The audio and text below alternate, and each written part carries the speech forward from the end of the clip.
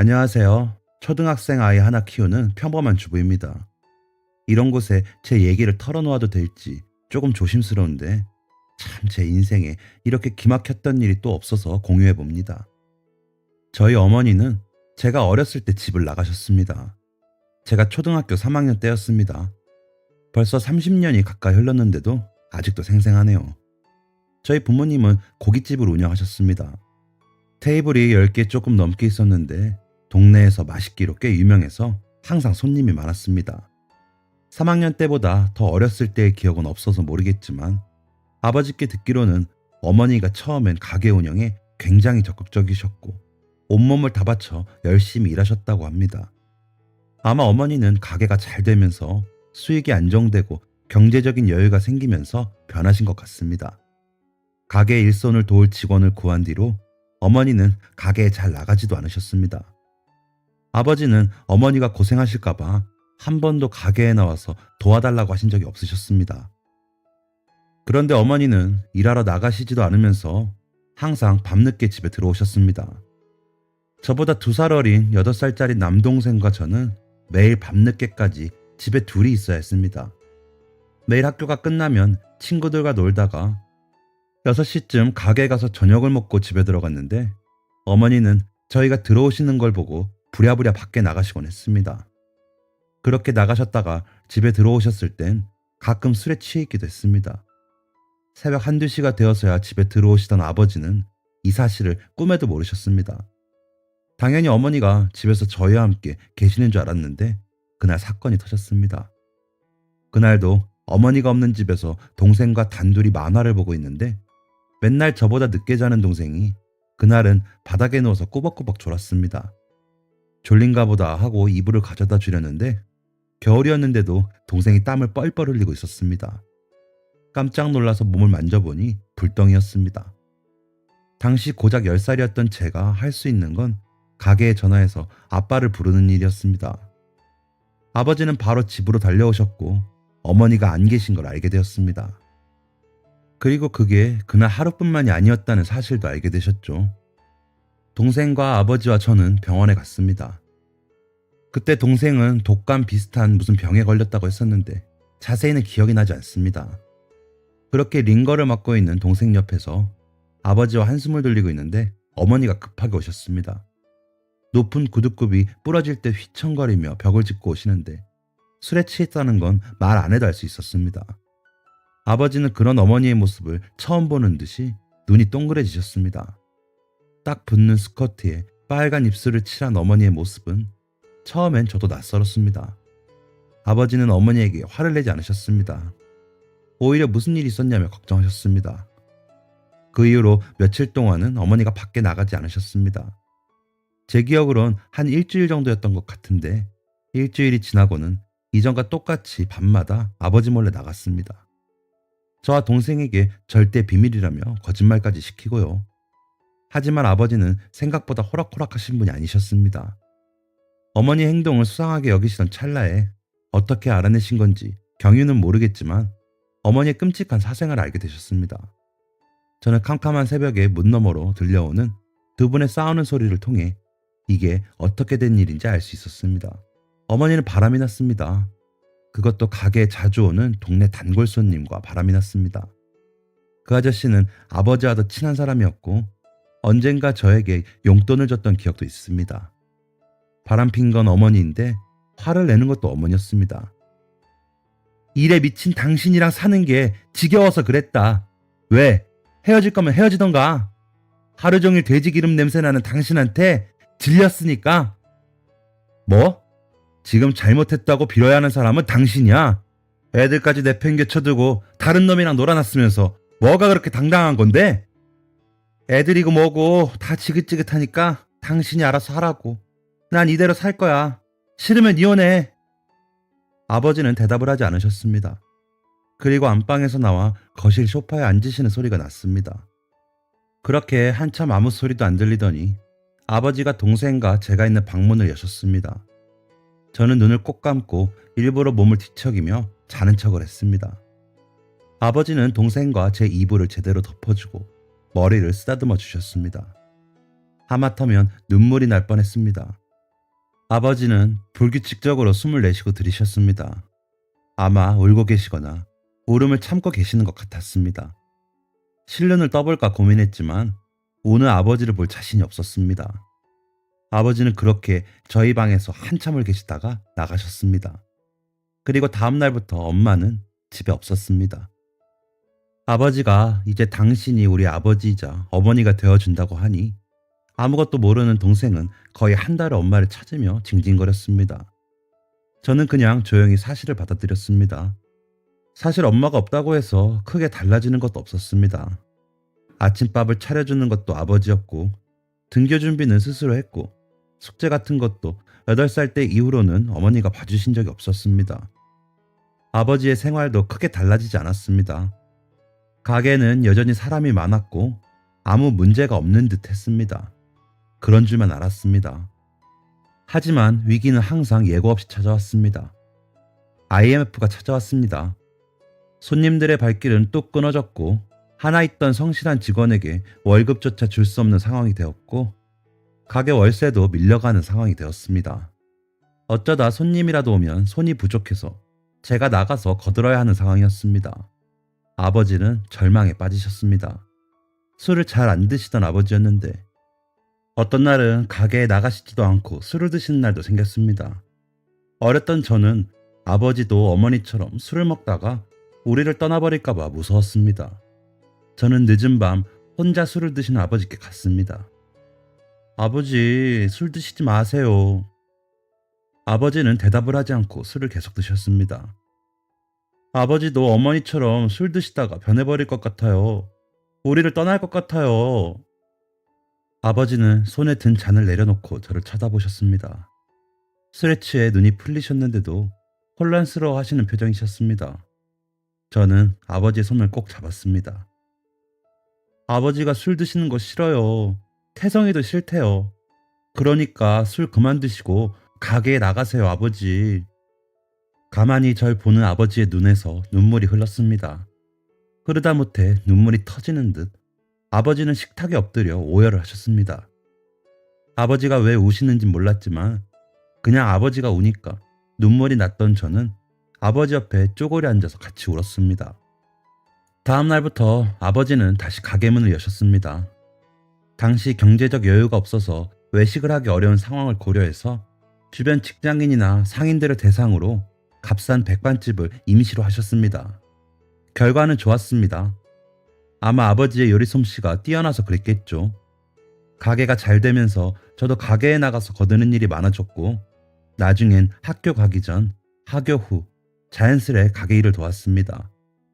그렇게 낮에는 백반집을, 밤에는 고깃집을 운영하시며 아버지는 쉴 틈 없이 일하셨고 저희 집은 금방 다시 일어설 수 있었습니다. 여유도 생겨서 돈도 좀 모았겠다. 아버지는 제가 중학교에 입학할 때쯤 작은 땅을 하나 사게 되셨습니다. 예전부터 저희 가게를 자주 이용하시던 근처 부동산 사장님인데 서울 외곽에 괜찮은 땅이 하나 있다며 이건 아무에게나 주는 정보가 아니라며 꼬드기시길래 아버지께서 못 이기는 척 한번 투자를 해보셨다고 했습니다. 그렇게 투자했던 땅은 처음 1년은 오르나 안 오르나 찾아보다가 나중엔 거의 잊고 사셨답니다.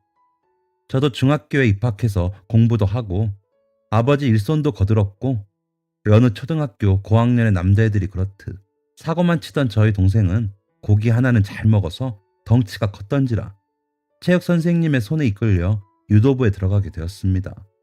저는 고등학교 졸업과 함께 바로 취업할 목적으로 상고에 진학하였습니다. 학업에 온전히 집중할 수 없었던 탓에 성적이 아주 좋진 않았지만 운 좋게 졸업 후 무역회사에 취업할 수 있었습니다. 무역회사라고 하니 뭔가 거창해 보일 수도 있는데 그냥 작은 중소기업의 영업부의 막내 직원 정도였습니다. 제 적성을 살려서 일을 하는 시간보다 이걸 왜 하고 있어야 하지? 이런 생각이 드는 일을 더 많이 했던 것 같습니다. 그러던 중 아주 예상치 못한 일이 벌어졌습니다. 어느 날 퇴근 후 집에 있는데 아버지가 평소보다 이른 시간으로 손을 덜덜 떨면서 집에 오셨습니다.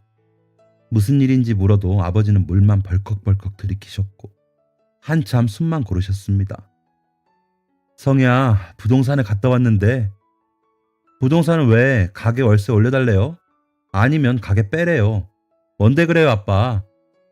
아니, 그게 아니고 그 왜 예전에 땅 사뒀다고 했던 거 기억하지? 아, 그 창수 아저씨가 알려준 땅? 완전 헐값 되었다죠? 그럴 줄 알았어요. 얼마 주지도 않았던 건데 그냥 두시던가 파세요. 아버지는 고개를 천천히 저으셨습니다. 그러더니 다시 떨리는 목소리로 그 땅의 지금 시세를 말하셨습니다. 저는 정말 만화에 나오는 등장인물처럼 턱이 떡 벌어졌습니다. 정말 푼돈을 주고 샀던 아무것도 없던 땅이 신도시로 개발이 확정되면서 100배가 넘게 뛴 겁니다. 지금까지 열심히 산 과거를 보상받기라도 하는 듯 로또에 당첨된 기분이었습니다. 아니, 이건 로또보다 더한 일이었습니다. 아버지는 지금까지 모아두었던 재산으로 사두었던 땅에 건물을 올리셨습니다. 예상대로 시공이 시작되기 무섭게 여기저기에서 임대 문의가 들어왔고 아버지는 순식간에 건물주가 되셨습니다. 기술이 얼마나 좋은지 반년도 되지 않아 건물은 올라갔고 그 뒤를 따라 1, 2년 사이에 주변에 아파트며 대형마트며 학교들이 생기고 지금은 누구나 아는 신도시가 되었습니다. 아버지는 가게에서 버시는 월 매출의 몇 배를 월세로 받게 되셨습니다. 하지만 아버지는 가게를 접지 않으셨습니다. 누구는 미련하다, 누구는 지독하다 했지만 아버지는 가게를 운영하면서 사람들을 만나고 맛있는 음식을 대접하는 게 가장 행복하다고 하셨습니다. 심지어 은행과도 친하지 않으시고 고리타분하신 분이라 돈을 버는 대로 안방 구석 금고에 현금이나 금부치로 넣어 두셨습니다. 저의 일상에도 변화가 찾아오진 않았습니다. 아버지는 건물에 작은 가게라도 내어서 장사를 하는 게 어떻겠냐고 하셨지만 당시 막 20대가 된 저에게 그런 용기는 없었습니다. 저는 다니던 회사를 계속 다녔습니다. 아, 초등학교 때 체육 선생님께 끌려가 유도를 하게 된 동생은 아주 늠름한 유도 선수가 되어서 20살이 되니 철도 들고 아버지 일도 많이 도와드리고 군대에 다녀오곤 체육 선생님을 해보고 싶다고 하더군요. 아마 저희 가족 다 애초부터 저희 돈이 아니라고 생각해서 그런지 그 건물에 들어가 사업을 한다거나 다른 방향으로 재테크를 해볼 생각은 하지 않은 것 같습니다.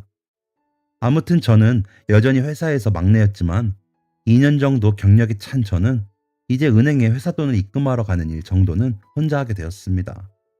일주일에 2번 정도 은행에 가는 일이 있었는데 항상 갈 때마다 같은 남자 직원이 저를 응대해 주었습니다. 기업 고객이라 그런지 더 친절하게 대해 주었고 매번 정확하게 업무를 처리해 주어서 고마웠습니다. 저는 회사 점심시간에 주로 혼자 밥을 먹었습니다. 밥 먹으면서까지 부장님이나 팀장님의 이상하고 저질스러운 농담을 받아주고 싶진 않았기 때문입니다. 그날도 자주 가는 백반집에 혼자 갔는데 익숙한 모습이 보였습니다. 제가 은행에 갈 때마다 저를 응대해 주었던 은행 직원이었습니다. 어? 여기서 다 보네요. 여기 단골이에요? 남자가 저를 보고 반가워했습니다. 그러면서 자연스럽게 자기 앞에 앉으라고 손을 뻗었습니다. 그 남자도 혼자 밥을 먹으러 온 모양이었습니다. 네, 자주 와요. 밥 혼자 드세요? 밥 먹을 때까지 일하는 사람들 얼굴 보기 싫어서요. 저도 모르게 웃음이 나왔습니다. 다 똑같은 생각을 하는구나 싶기도 했고 은행이 아닌 밖에서 보는 그 남자의 모습이 신선하게 됐습니다. 왜 웃어요? 저 여기 처음인데 메뉴 추천해 주세요. 뭐가 맛있어요? 남자는 사람 좋은 웃음을 보이며 넉살 좋게 메뉴를 추천해 달라고 했습니다. 그렇게 저희는 데이트 아닌 첫 데이트를 하게 되었습니다. 그날 이후로 저희는 약속이라 한 듯 매일 점심시간마다 밥을 먹었고 그러다가 퇴근 후 주말에도 같이 밥을 먹는 사이가 되었습니다. 남자는 아주 다정했습니다. 제가 좋아하는 음식 메뉴를 먼저 물어봐 주었고 제가 딱 필요한 순간에 냅킨을 건네주었고 물잔을 비우면 채워주었습니다. 평생 아버지 가게에서 아버지 또래 아저씨들만 보고 여자들만 바글바글한 상고에 다니고 또다시 아버지 또래 아저씨들이 가득한 직장에서 일하다 보니 젊은 남자를 마주칠 일조차 없었던 저에게 그 남자는 아주 신선하고 설렘으로 다가왔습니다. 저희는 남들처럼 평범한 몇 번의 데이트를 하고 연인이 되었습니다. 정말 행복했습니다. 남자는 하늘의 별도 달도 다 따서 줄 것처럼 저에게 헌신했고 저만 바라봤습니다. 어릴 적 부모님이 이혼을 했던 탓인지 결혼에 대한 로망 같은 건 하나도 없었는데 이 사람이라면 결혼을 하는 것도 나쁘지 않겠다 하는 생각이 점점 들었습니다. 그리고 저의 이런 생각이 점점 확실해질 때쯤 남자친구는 제 마음을 읽기라도 한 것처럼 저에게 청혼을 했습니다. 사실 모든 게 다 순탄하기만 했다면 거짓말입니다. 남자친구의 집에선 제가 부모님 한 분이 안 계신 거에 대해 탐탁지 않아 하시는 눈치였습니다. 작은 식당 하나 운영하시지 않느냐며 눈치를 주기도 하셨습니다. 아, 참고로 남자친구한테는 아버지가 건물이 있다는 걸 말하지 않았습니다. 제 것도 아닌데 굳이 말할 필요가 없다고 생각했습니다. 아버지도 생색내고 다니시는 분이 아니셨기에 아버지가 그런 큰 건물을 가지고 계시는 건 부동산 아저씨를 포함한 아버지 친구 두세 분이 전부였습니다. 남자친구 부모님도 엄청난 재벌에 연봉이 굉장히 높은 직업을 가지고 계시던 분들이 아니라 그런 눈치는 금방 사라졌습니다. 나중에는 오히려 딸이 생긴 것 같아서 기분 좋다며 시어머니는 저를 더 챙겨주셨습니다. 그렇게 저희는 결혼을 하게 되었고 그 문은 저를 지옥으로 가게 하는 문이었습니다. 결혼 초반에는 정말 좋았습니다. 남편은 연애 때와 다를 것 없이 저를 챙겨주었습니다. 저희는 결혼한 지 3개월 만에 아기를 갖게 되었고 저는 사랑하는 제 딸을 임신한 10개월이 마지막으로 행복했던 순간이었습니다. 남편이 변한 건 아이가 태어나고 난 후부터였습니다. 남편은 육아를 끔찍하게 싫어했습니다. 임신 기간 동안 빨래며 청소며 설거지며 제 손에 물 하나 안 묻히게 했던 사람이 갑자기 모든 걸 손에서 놔버리니까 전 너무 당황스러웠습니다. 남편에게 아이를 맡기면 그냥 쳐다보고 있거나 핸드폰 게임을 하면서 대충 모비를 발로 흔들어주는 게 전부였고 집안일은 모두 제 몫이었습니다. 몸조리도 제대로 하지 못하고 있던 저는 남편에게 집안일과 육아를 조금만 도와달라고 부탁했고 남편은 그때마다 짜증 섞인 말투로 대충 대답을 하곤 했습니다. 어디 책에서 본 적이 있는데 남자도 산후 우울증이 올 수 있다고 했습니다. 저는 남편의 행동이 우울증이라고 생각했고 언젠간 나아지겠지 하며 최대한 스트레스를 안 주려고 노력했습니다. 하지만 남편은 나아질 기미조차 보이지 않았고 아이가 옆에서 자지러져라 우는데 시끄럽다며 방에 들어가 문을 닫아버리곤 했습니다. 너무한 거 아니야? 아, 또 뭐가? 예지 울잖아. 좀 안아주고 달래줄 수 없어? 아이씨, 네가 하면 되잖아. 쉬라고 했어 지금? 당신 대체 왜 그래? 육아가 그렇게 힘들어? 스트레스 받아? 왜 그러는지 말을 해줘야 같이 방법을 찾아보던가 하지. 당신 너무 변했어. 야, 내가 그만큼 했으면 이제 네가 해도 되지 않냐? 내가 언제까지 네 비 다 맞춰줘야 돼? 연애할 땐 좀 예뻐서 얼굴이라도 봐줄만 했는데 지금은 뭐냐? 너 씻기는 하냐?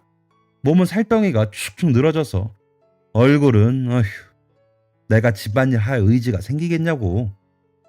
남편의 말들 하나하나가 제 마음에 꽂혔습니다. 전 너무 충격적이었습니다. 남편이 그런 생각을 하고 있을 줄 꿈에도 몰랐습니다.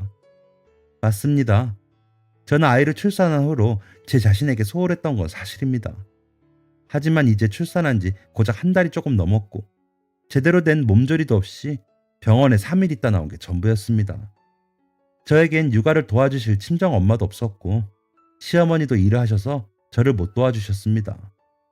2시간마다 젖을 찾는 아이를 돌보며 집안일을 모두 해내는데 씻을 시간은 너무나 부족했습니다. 이렇게 남편에게 핑계 아닌 핑계를 대고 싶었지만 큰 충격을 받은 저는 입을 꼭 닫았습니다. 남편은 우울증이 아닌 그냥 마음이 식은 것이었습니다. 이런 제 상황을 모르는 아버지는 일주일에 한두 번 저희 집에 찾아오셨습니다. 그때마다 지쳐있는 저를 대신해서 아이도 봐주시고 집안일도 기꺼이 해주시며 제가 쉴 수 있게 도와주셨습니다. 아버지는 매번 오실 때마다 친정 엄마가 있었다면 좋았을 텐데 라고 하셨습니다. 저는 그런 사람 아무 쓸모 없다고 아버지가 제 어머니지 않냐고 했습니다. 아버지는 한 번도 빈손으로 오신 적이 없었습니다. 항상 양손 가득 반찬이며 국, 찌개들을 양껏 만들어 오셨습니다. 그런데 남편은 그런 아버지가 마음에 안 들었는지 아버지를 무시하는 듯한 말을 하곤 했습니다. 또 오셨어요. 아휴, 먹지도 않는 거 뭐 이렇게 많이 오셨어요. 이 사람이나 먹지 전 이런 건 안 먹는데 비위가 약해서 좀 냄새 나는 것 같기도 하고 그냥 용돈으로 보내주셔도 돼요 아버님. 아버님도 그게 더 편하시잖아요. 집사람도 그럴걸요. 당신 무슨 말을 그렇게 해? 아빠 신경 쓰지 마. 우리 이거 잘 먹어. 이러면서 맨날 김치 다 먹어 이 사람이. 아버지의 표정에서 당혹스러운 기색이 역력했습니다. 제가 항상 남편에 대해 좋은 이야기만 해서인지 아버지는 남편을 전적으로 믿고 있었고 좋은 사람이라고 생각하고 계셨습니다. 그런데 평생을 남에게 요리를 해주는 걸 즐거움으로 사셨는데 그런 말을 들으니 기분이 상하기도 하고 얼굴이 붉어지시기도 하셨을 겁니다. 아버지는 남편의 말에 별다른 말 없이 가게가 바쁘다며 집을 나가셨습니다. 저는 남편에게 참을 수가 없었습니다. 당신 우리 아빠한테까지 그래야 돼? 뭐가? 맞잖아. 이런 거 만들 시간에 더 열심히 일해서 돈이나 버시라고 해. 우리 부모님처럼 두 분이서 버시는 거 아니면 더 열심히 하셔야 수준이 맞지 않겠어? 누가 보면 대단히 많이 버는 줄 알겠네. 뭐? 너 지금 뭐라 그랬냐? 너 우리 엄마 아빠 욕한 거지? 야, 솔직히 네가 결혼하면서 뭐 해왔냐? 이 집 혼수밖에 더 했어? 그럼 당신은 뭐 했는데? 이 집 다 대출이잖아. 결혼하면서 내가 썼으면 더 썼지 덜 쓰진 않았을걸? 너희 씨, 야, 그럼 너 지금 뭐 하는데? 집에서 놀잖아. 난 나가서 일하고. 그럼 나도 저 핏덩이 내팽개쳐두고 나가서 일하라고? 아우 이걸 확 그냥. 네가 그러고도 엄마냐? 너나 잘해. 네가 아빠냐? 남편은 저를 때리려는 신용을 하더니 됐다면서 앞으로 생활비는 없을 줄 알으라면서 집에서 나갔습니다. 저런 사람이랑 뭐 하자고 싸웠는지 괜히 제 기분만 나빠졌습니다. 그 이후로 정말 남편은 생활비를 주지 않았고 전 어쩔 수 없이 아버지에게 손을 벌려야 했습니다. 아기를 안고 오랜만에 아버지의 집에 갔습니다. 동생이 집에 있었습니다. 오늘 학교 안 갔어? 오늘 개교기념일이라고 오전에 출근하고 끝났어. 어이구 우리 애들 많이 컸네. 아빠는? 누나 온다고 전화했어. 곧 오실걸? 동생의 말이 끝나자 아버지가 오셨습니다. 저는 생활비 달라는 말을 어떻게 꺼내야 할지 어려워서 한참을 머뭇거리다가 어렵게 입을 열었습니다. 남편이 다니는 은행의 상황이 많이 안 좋아져서 월급이 제대로 나오지 않고 있다는 정말 말도 안 되는 말을 횡설수설하면서 겨우 생활비를 부탁했습니다. 아버지는 제 말이 끝나자마자 더 묻지도 않으시고 알겠다고 하셨습니다. 옆에서 듣고 있던 남동생은 약간 화를 내며 말했습니다. 아니 매형은 딸린 처자식이 있는데 밤에 대리를 뛰던 막노동을 할 생각을 해야지. 어떻게 누나한테 이런 걸 시켜? 시킨 거 아니야. 그냥 내가 온 거야. 어쨌든 능력이 없다는 거잖아. 그 자식 내가 처음 볼 때부터 관상이 마음에 안 들었어. 전 남편 흉을 보는 동생에게 뭐라고 하지 않았습니다. 틀린 말이 아니었기에 반박하지 않았던 게 더 정확했죠. 아무튼 그렇게 아버지에게 손을 빌려 살게 되었습니다. 이 사실은 남편은 모르고 있었고 제가 결혼 전에 모아두었던 돈을 쓰고 있나 보다 생각한 것 같습니다. 사실 은행 일을 하면서도 생활하면서 돈이 어디에 나가는지도 잘 몰랐던 사람이라 그냥 가끔 본인이 어쩌다 돈 조금 주는 걸로 쓰나보다 했던 것 같습니다. 그렇게 전 무시당할 대로 당하며 오직 딸만 바라보고 7년의 세월을 버텼습니다. 이혼 가정에서 자라온 그 마음을 잘 알기에 저희 딸은 그런 아픔을 겪게 하고 싶지 않았습니다. 왜 불행은 끝없이 찾아오는지 또 다른 불행이 저에게 찾아왔습니다. 아버지의 건강이 안 좋아지셨다는 소식이었습니다. 어머니와 이혼하시고 담배를 정말 많이 태우셨던 저희 아버지. 어릴 때부터 그렇게 말렸는데도 말을 안 들으시더니 결국 폐암 선고를 받으셨습니다. 더한 것은 이미 악화될 대로 악화되어서 수술을 해도 가망이 없으며 남은 시간이 고작 6개월도 채 안 남았다는 사실이었습니다. 그날 밤 얼마나 울었는지 모릅니다. 시간을 되돌려서 아빠가 담배를 못 피우시게 더 말려볼 걸 싶기도 했고 또 한 번 어머니가 미워지기도 했습니다. 아버지는 저와 남동생을 부르셨습니다. 저는 급하게 아이의 학교를 남편에게 맡기고 아버지의 집으로 향했습니다. 아버지는 안방에 온갖 서류들을 펼치시곤 저희 둘을 앉히셨습니다. 더 미룰 시간도 없는 것 같고 어차피 가게도 곧 접을 생각이었고 가게 정리하면서 하려고 했던 거 마침내 잘 되었네. 아버지는 쓸쓸하게 웃으셨습니다. 그 말이 무슨 뜻인지 모르는 저와 남동생은 서로를 쳐다봤습니다. 아버지는 몇 개의 계약서들을 저희에게 내밀면서 말을 이으셨습니다. 가게는 이번 달까지 하고 정리할 거니까 보증금은 성희가 가져가라. 이제부터 예지한테 돈 많이 들어갈 거야. 잘 챙겨뒀다가 등록금이라도 해. 그리고 아버지 건물 1층에 카페 하던 자리가 다음 달에 나가는데 거기 들어가서 뭐라도 해. 네가 김서방이랑 살던 말던 그거 관심 없고 이제 너도 네 인생 살아야지. 카페를 차리던 사무실을 차리던 네가 하고 싶은 거 해봐. 그리고 그 옆에 1층 상가들 세는 성의 네가 다 받아가라. 2층 3층 합한 거랑 비슷할 거야. 2, 3층은 태성이가 가져가도록 해. 이제 너도 슬슬 결혼도 하고 아이도 낳고 가정 꾸려야지. 그때까지 애비가 살아있을지 모르겠지만 둘 다 똑똑한 녀석들이니까 아버지가 믿고 맡기는 거야. 알지? 아빠, 됐어요. 아직 어떻게 될지도 모르는 거고 지금부터 쉬시면서 공기 좋은 곳 가시면 괜찮아지실 거예요. 맞아요, 아버지. 이런 거 필요 없어요. 저 돈 잘 벌어요. 내가 부동산 창수 아저씨한테 사정 다 말해뒀고 변호사 소개받아서 방금 내용 남기고 오는 길이다. 애비가 사는 동안 해준 게 없어서 주고 가는 선물이다 라고 생각하고 잘해봐. 그리고 그동안 애비가 건물세랑 가게에서 번 돈 금고에 넣어뒀어. 애비 죽으면 꺼내 가거라. 건물이라니? 그게 무슨 말이야? 뒤통수에 있는 문 너머에서 익숙한 목소리가 들렸습니다. 남편이 입에 아이스크림을 문 채 호기심 가득한 표정으로 서 있었습니다. 그 뒤로 딸의 모습이 보였습니다. 어떻게 이런 일은 귀신같이 알고 오는지 한편으로는 대단하다는 생각도 들었습니다. 저는 아버지께 대충 인사를 건네고 남편과 아이의 손을 붙잡곤 집을 빠져나왔습니다. 평소에 필요한 말 아니면 말도 잘 안 거는 남편이 집에 가는 내내 옆에서 떠들어댔습니다. 장인어른 건물 있었어? 얼마나 큰데? 3층짜리면 꽤 큰 거 아니야? 근데 지금까지 말 안 했어? 이런 건 말해야 하는 거 아니야? 내가 남편인데. 뭐 그건 이미 늦었으니까 됐고 아버지가 얼마나 주신대? 변호사까지 썼다 하시던데 꽤 되나 봐? 너 다 준대? 처남이랑 나누려나? 얼만지나 들어보자. 말 좀 해봐. 우리 아빠 돈인데 당신이 왜 알아야 하는데? 나 그거 받아도 다 묶어뒀다가 예지한테 물려줄 거야. 야, 얘 아직 초등학생이야. 뭘 지금부터 돈을 묶어? 있으면 굴려야지. 아, 그래서 얼만데? 저는 대답을 하지 않았습니다. 직장만 은행이지 저축 하나 할 줄 모르고 심지어 예전엔 도박에 손을 대었다가 걸린 적이 있던지라 돈이 생기면 어디로 튈지 모르는 사람이었습니다. 저는 이것만은 지켜내야 한다고 생각했습니다. 남편은 그날 이후로 주말이 되면 아버지 집에 가자고 했습니다. 볼 일도 없는데 왜 가냐고 물어보면 얼굴이라도 한 번 더 비춰야 콩고물이라도 하나 떨어지지 않겠냐는 속 보이는 말을 아무렇지도 않게 했습니다. 제가 같이 따라가지 않자 남편은 혼자서라도 가겠다면서 주말마다 아버지 집에 갔습니다.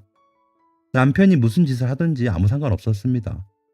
저희 아버지는 그렇게 호락호락하신 분이 아닐 뿐더러 애초부터 남편을 탐탁지 않아 하시던 아버지가 남편에게 뭔가 주실 분은 아니셨기 때문입니다. 그 후로 한 달쯤이 지났습니다. 의사의 오진이었던 건지 급격한 병에 악하였던 건지 아버지는 예정되어 있는 6개월을 채우지도 못하시고 눈을 감으셨습니다. 그렇게 아버지의 꽁무니만 쫓던 남편은 장례를 치르는 첫날 잠깐 얼굴을 내비치곤 그 이후로 코빼기도 보이지 않았습니다. 딸아이라도 돌보면 모를까 그런 건 아예 할 줄도 모르는 사람이라 딸아이까지 3일을 장례식장에서 함께 보냈습니다. 저와 남동생은 아버지를 보내드리고 집을 정리하러 왔습니다. 남동생도 지금은 자취를 하고 있던 터라 아버지 혼자 사시는 이 집은 모두 정리를 해야 했습니다. 제가 태어나고 살아왔던 집을 정리한다고 생각하니 기분이 묘했습니다. 지금까지 수만 번은 잡았을 문고리를 조심스럽게 잡고 열었습니다. 그런데 집은 난리가 나 있었습니다. 도둑이 든 것처럼 집안에 수납이 될 만한 공간은 모두 파헤쳐져 있었고 가장 심한 건 바로 안방이었습니다. 안방 한 구석에 있는 금고는 활짝 열린 상태로 그 안을 가득 채우고 있던 현금이나 금부치가 코빼기도 보이지 않았습니다. 저와 동생은 너무 놀라서 우선 경찰에 신고를 했습니다. 신고를 받고 온 경찰과 신속하게 빌라 CCTV를 확인해봤고 저는 거기서 악마의 모습을 봤습니다. 상복 차림으로 급하게 아버지의 집에 들어가는 남편, 그리고 커다란 가방에 무언가를 가득 채워서 나오는 모습이 보였습니다. 빨리 이 악마를 찾아야 했습니다. 경찰에게 도난 사건으로 접수를 하고 저는 집으로 갔습니다. 머리 나쁜 남편이 집에 뭔가 숨길 만한 곳이 있나 찾다가 갑자기 시부모님 생각이 났습니다. 아버지의 장례식장에 정말 남보다 못한 부조금을 들고 와서는 이런저런 훈수를 두고 가셨던 시부모님. 저와는 명절 때 말고는 잘 보지 않았지만 남편과는 한 달에 한두 번 만나서 식사를 하시곤 했던 시부모님이었습니다. 저는 아무 연락도 없이 시부모님 댁에 갔습니다. 시부모님은 제 등장을 반가워하기는커녕 적잖이 당황한 표정으로 서로 눈치를 살폈습니다. 이 사람 어디 있어요? 어디 있기는 나는 모르지. 시어머니가 잡아떼자 시아버지가 급하게 고개를 끄덕였습니다. 저는 결혼 전 남편이 쓰던 방으로 향했습니다. 책상 서랍들을 뒤지려는데 시어머니가 황급하게 뒤따라와서는 옥장 앞을 수상하게 가리며 아무것도 없다고 잡아떼더군요.